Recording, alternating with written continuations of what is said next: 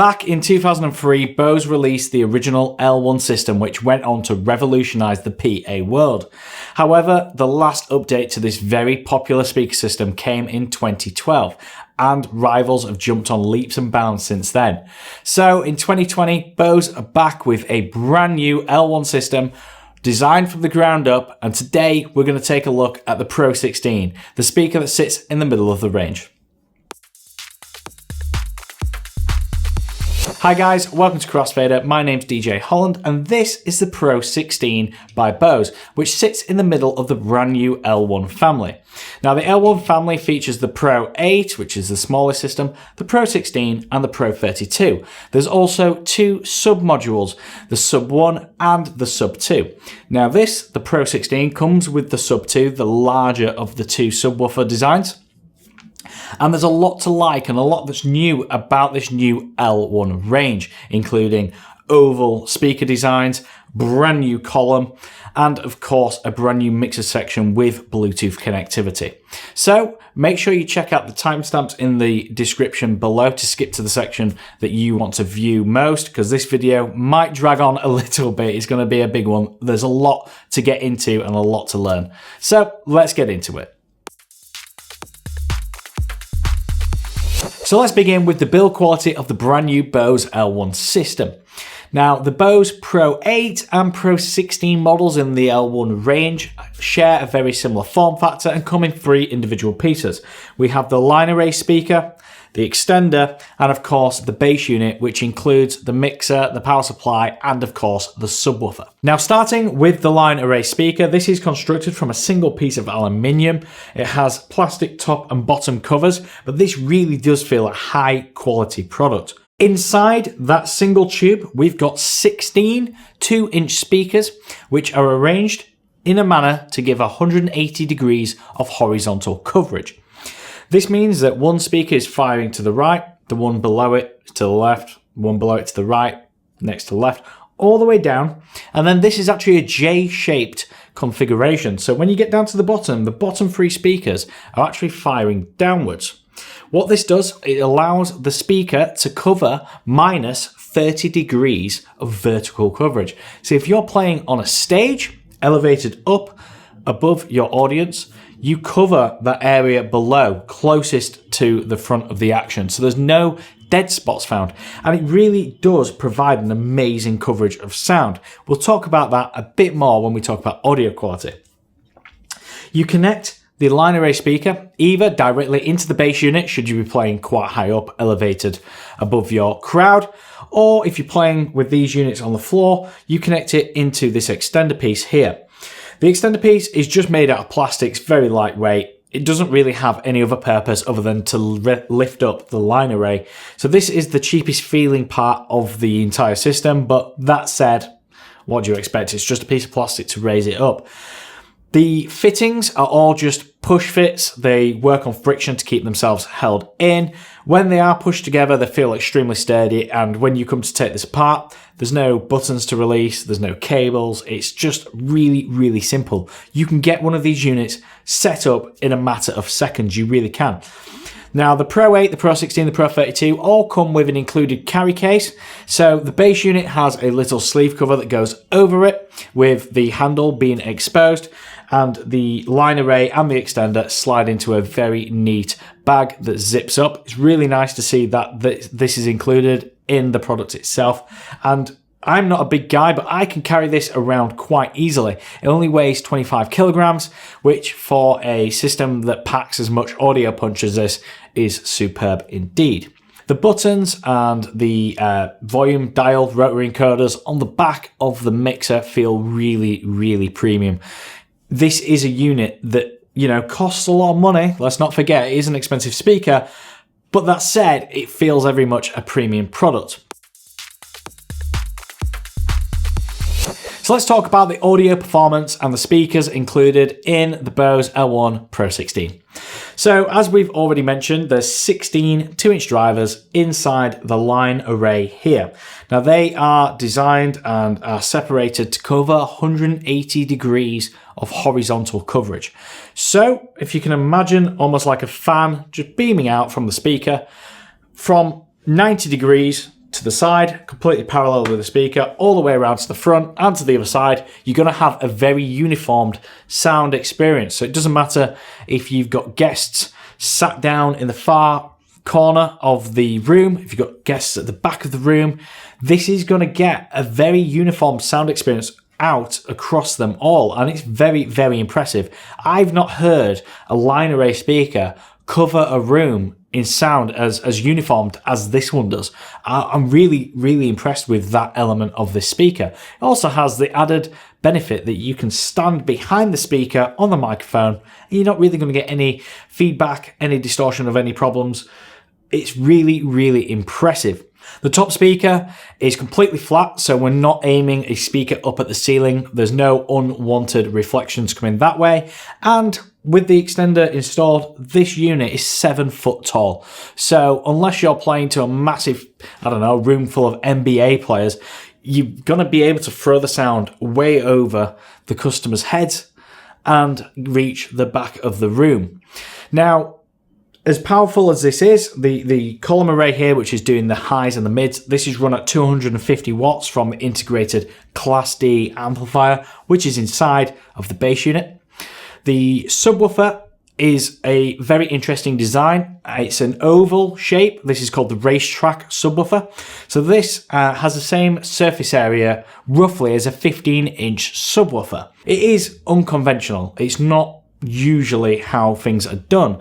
But if you look at other areas of the audio world, we see it a lot in sound bars on TVs where there's not a lot of room vertically, but there is horizontally. So using an oval driver maximizes the amount of sound you can get from the limited amount of space.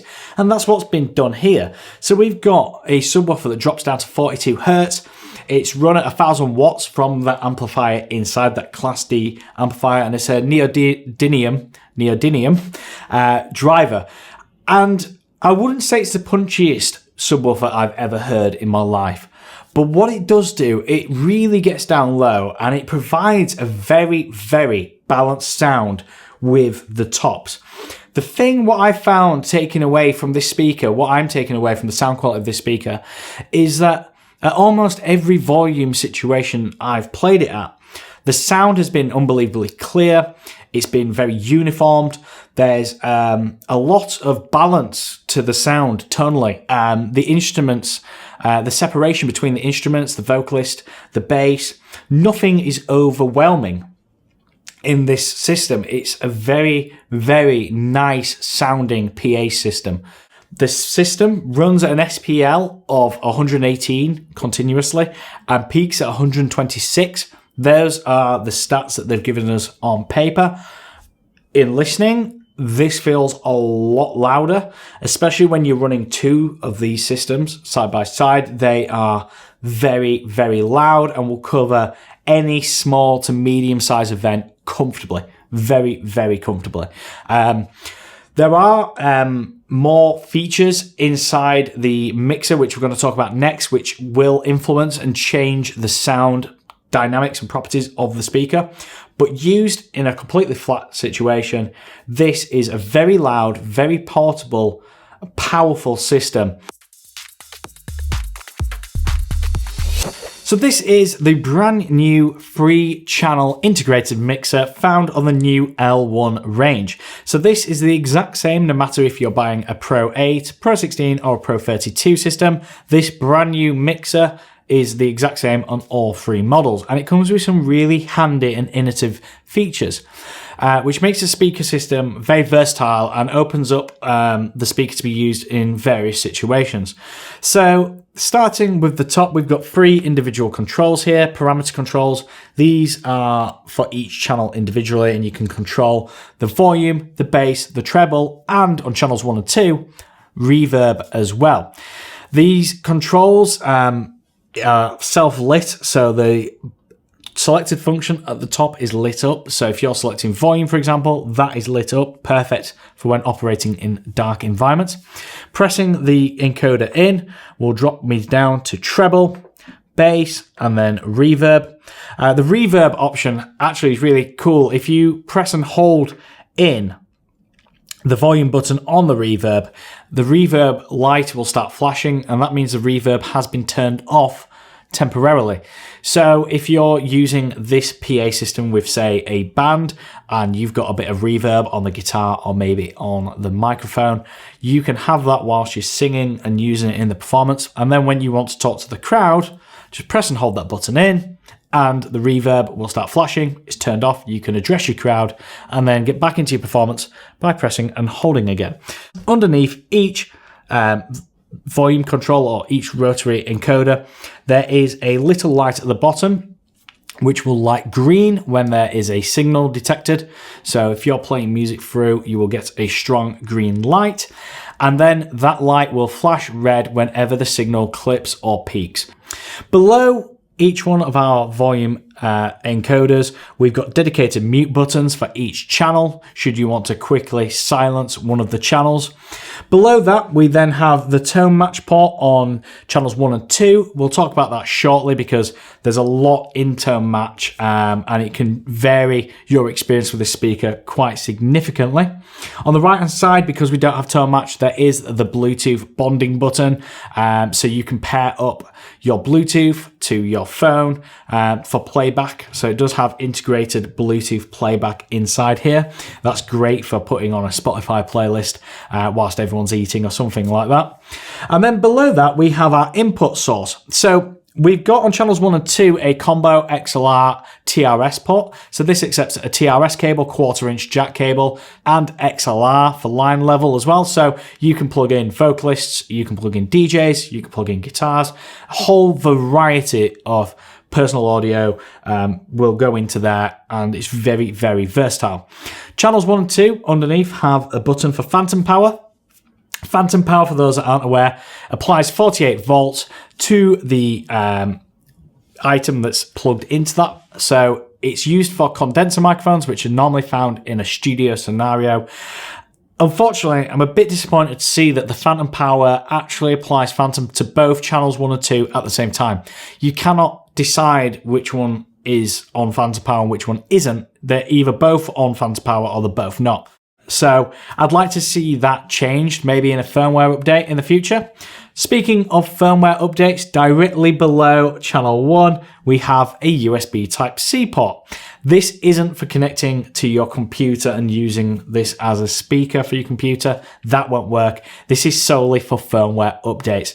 The firmware update process is really, really simple. Bose have a little application that downloads into your computer, and then you can head to a web browser page where it will find your speaker, and if there is an update, will allow you to install it. Below the service port, we've got a XLR out. So we've got a female port there for a line out. Now this sends out down a XLR cable on line level the sum of the mixer. So whatever the mixer you've parametered, whatever you've controlled. So if you've applied a bit of reverb to channel 1 and you've boosted the bass on channel 2, in addition to that going through this speaker itself, you can then have that come out of that XLR cable and you can plug that into another speaker to replicate the sound of this speaker on the second speaker. Now this is ideal for when you're using channel 3. So channel 3, as we've already mentioned, has Bluetooth connectivity for streaming audio to the speaker itself. Now the Bluetooth audio is streamed in AAC format. This is a higher quality format of file to transfer over Bluetooth, so you're getting a more premium sound. It's not the best that you can have. There are higher technologies in that space, but AAC is a big step over trying to stream over regular Bluetooth, and it's a welcome addition here. So we've got AAC Bluetooth streaming in here, but we've also got an 1/8-inch TRS cable and a larger 1/4-inch jack cable below as well. So channel 3 can accept iPods, phones, auxiliary cables of all sorts into that channel.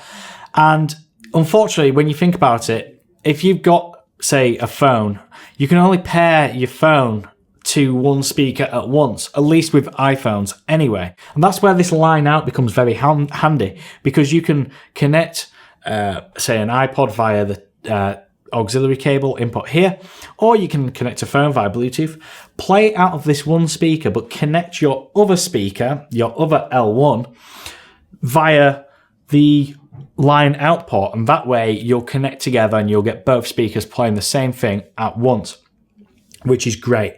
The only downside to using this approach is, of course, they will be in mono. So no matter what you plug into channel 3, it's summed down to mono because there's just the one speaker here.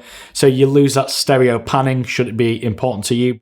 Now, down at the bottom of channel 3, we've got the system EQ. This is a general overall EQ for the speaker. So on here, we can choose between live music, vocal work, or recorded music, so that's live music or vocal. They're very subtle, these changes, very subtle indeed. I quite like the music setting. I've listened to it. It really just emphasizes the highs a little bit more and those lows, but you don't crush the mids. So the system EQ on here is quite a handy little setting just for getting that little bit extra out of the system. Below that, we've got the power button, obviously. Turns the unit on and off. It is a soft power button here, so you can't accidentally knock it. You have to hold it in for a few seconds before the unit will turn on or turn off. And then sandwiched between the power button and the line out, we have this funny little port here, which is called ToneMatch. Now this almost looks like an XLR connector with an Ethernet port down the middle. The ToneMatch port is used for connecting a T4S or T8S, I believe, external ToneMatch mixer. Now this won't really apply to DJs whatsoever, but for those wanting to use this speaker with a PA, so you want to connect a few different instruments together and get more control over each channel and really mix that together before you send it back to the speakers, that's how you do it. So the application is a free download, as I say, and when you first connect to the application, you will need to connect your speakers to the app. Now the app will prompt you, but you can go ahead and do this by pressing and holding the Bluetooth button at the bottom of channel 3. The white LED on the Bluetooth will start to flash blue. That means it's in discovery mode. So you can connect to this via the app. If it's the first time you're doing this, it will ask you to name the speaker. So go ahead and enter whatever name you want. You do have the ability to rename the speaker later on in the preferences. Once you're connected to the application, you can see here, I've got the app open. I've got two speakers available to me, both of which have been named. So I've got Crossfader 1 and Crossfader 2. And underneath their names, you can see that it says L1 Pro16. You can connect to any of the L1 family using this application at the same time. So I could have a Pro16 here or Pro32. It wouldn't really make a difference. Now you can see I've already connected to Crossfader 1, but Crossfader 2 is available to me. You can see that speaker because I've previously connected. So if I want to, I can press connect there, but I'm not going to. I'm going to leave it. I'm going to go into Crossfader 1 because that's the speaker that was showing on screen here. So when I click onto the speaker, I'm greeted by this view, which looks the exact same as the 3-channel mixer integrated into the speaker. And it's designed to work and operate the exact same as that mixer. So every option we have on the mixer is on the screen and vice versa. So as you can see, this is connected over low Bluetooth energy. So this is connected at the same time as another Bluetooth device, which is great for being able to mix external sources. You're not giving up channel 3 to operate this application. It just runs in the background underneath that audio connection. So I've got 3 channels here, as you can see, and this works in real time. And as I showed you on the speaker itself, if I pressed in on the volume control, on the volume dial, I'd go to bass and then I could change the bass parameters. And it's the same on this application. So if I click the dial here, it goes to treble, then bass, then reverb, and again back up to volume, just like it would do on the speaker. In fact, everything I do on the application instantly happens on the speaker itself. So if I turn this volume right down, you'll be able to see on the speaker itself, the volume light has just gone down. And then turn it back up. Everything I do on the app happens in real time on the speaker itself.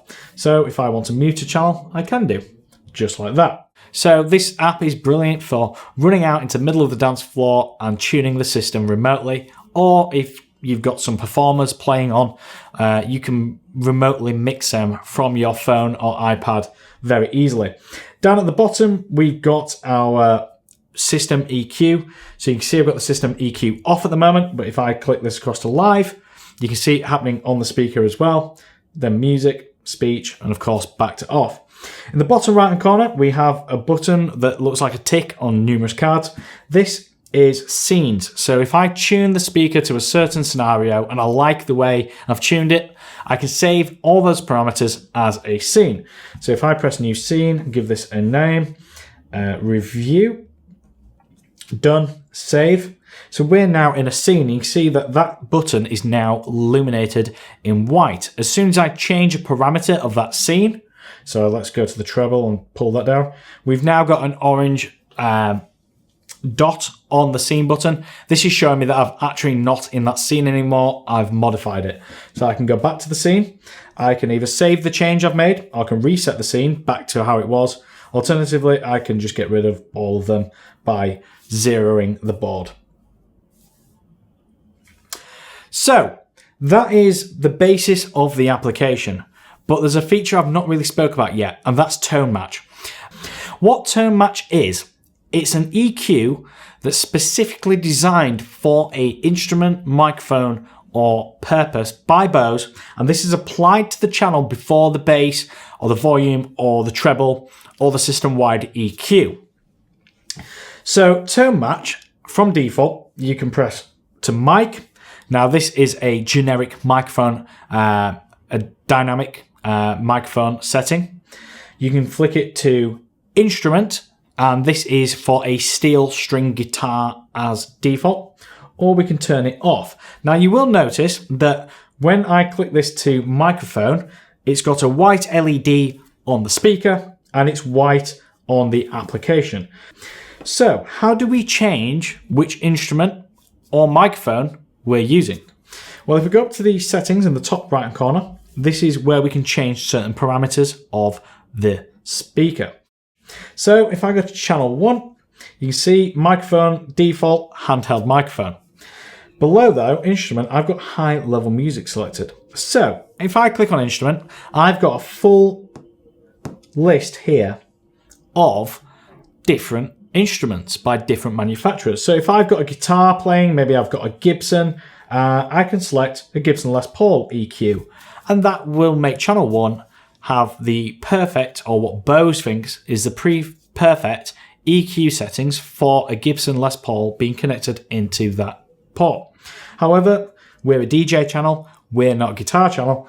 So if I go to DJ, you can see I've got low volume music and high volume music. When you click one of these, this is then applied to the instrument setting within the ToneMatch. So if I come out of here and go back, go all the way back to the application, you see now, when I've got off, I go to mic, it's a white LED on the speaker. When I go to instrument now, it's a green LED. White LED on the speaker means that the ToneMatch is in the default preset. So handheld mic, steel strung guitar. When it goes green, it means I've set what I want to be on there. So I've selected high volume music DJ preset, and it's gone green to show you that this is a custom preset that's on there.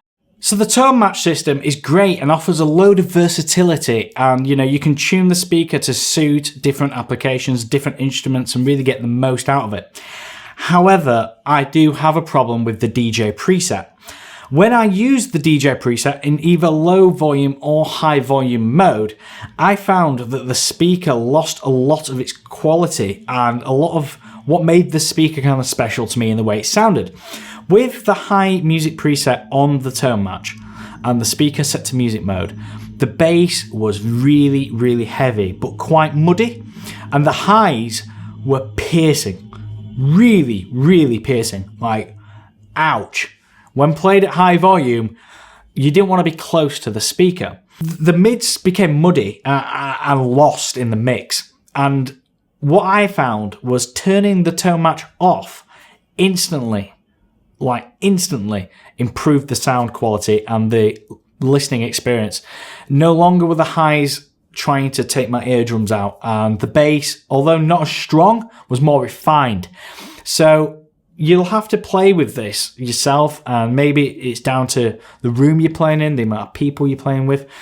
But I did find the ToneMatch settings for DJs not to be amazing.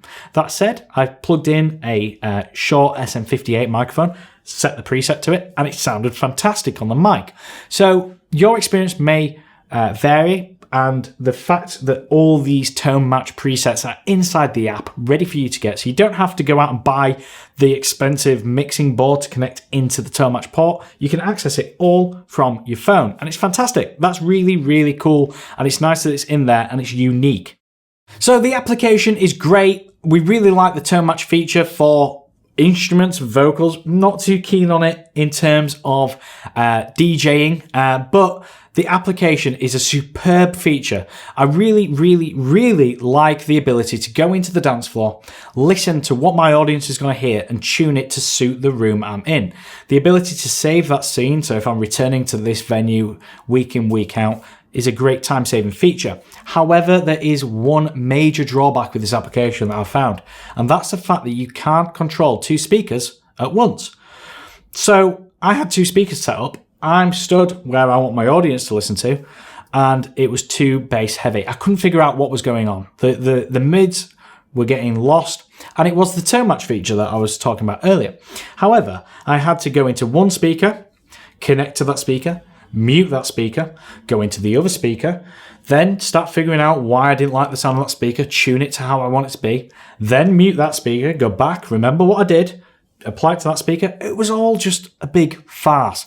Bose, please make it so I can pair these speakers together, and then if I control the volume, I want to control both at once. I don't want to do it individually. It makes no sense. Pair them up.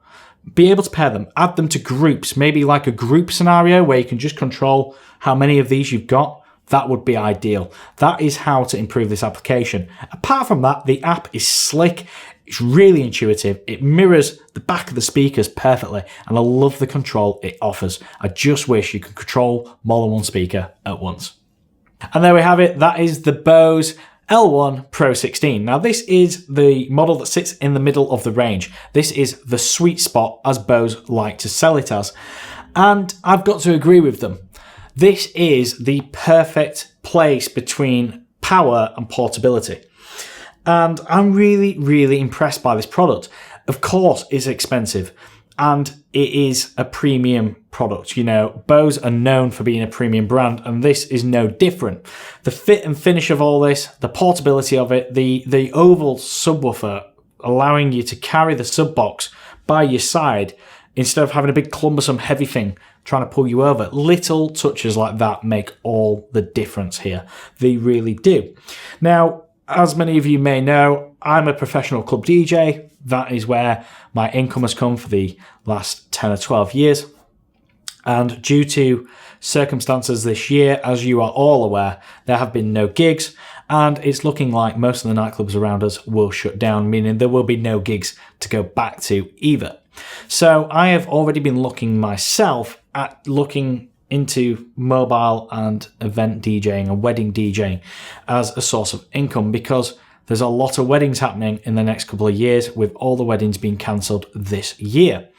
And I've looked at PA systems. I've used various PA systems throughout my career, very similar price point and build to these. I've used the Evolve EV50s. I've also used the HK Element systems.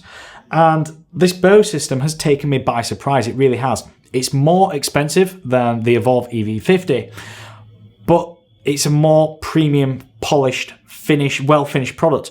On specs, on paper, it's doing a lot better. Unfortunately, due to the lockdown, I can't go out and test this speaker at a wedding and have the Evolve next to it and do a back-to-back comparison. The HK Elements, well, they don't look anywhere near as appealing as this. The sound quality of them is superb, but this is in a different league now with the inbuilt mixer and the Bluetooth connectivity as well. When I'm looking for a speaker for me to buy to go out and do event DJing, I know my equipment, I know my speakers, I know a lot about audio and stuff, but the public, the people that I'm playing to, they don't. They just don't. And the majority of them, when it comes to premium audio, they know the name Bose. So if you show up at a wedding with this sleek, very loud, it sounds beautiful. There's no taking away from that. It's a very balanced output from the speaker, and it's very loud and covers a very large distance, as we've already mentioned. And it's got the word Bose on it. A bride and groom who don't know anything about pro audio will be more impressed to see this rock up than, say, a 15-inch sub box, you know, felt carpet, and a 12-inch top that I've got to then amplify. This is easier for the DJ to set up and carry around. It sounds nearly as good as a separate modular system. I'm not going to say it sounds as good because each have their benefits in its own right. You know, this has the amazing coverage, absolutely amazing. And it's a very defined, clean, balanced sound. A stackable 15 sub and a 12 top will have the benefit of probably a higher output at peak. You know, you're probably going to get more bass out of that as well. But as a package, this is a winner for me. It is expensive, but you're paying for that brand name. You're paying for the build quality of the device itself. And I have no doubt that this is built to last. It really does feel solid. Now, we are hoping to have the Bose L1 Pro 32 system on review when that's released in a few weeks' time. So make sure you subscribe and hit that bell icon so you're notified when we upload videos. If you've enjoyed this video, please do give it a thumbs up. It does help us. And let us know in the comments below, what do you think to this new Bose system? Have you used a line array PA system before? Are you looking at buying your first PA system? Are you like me? Are you looking to move out of the world of club DJing? Now this pandemic has affected our industry so heavily. Let us know in the comment below. I hope you're safe and doing well wherever you are. Take care, and I'll see you in another video sometime soon.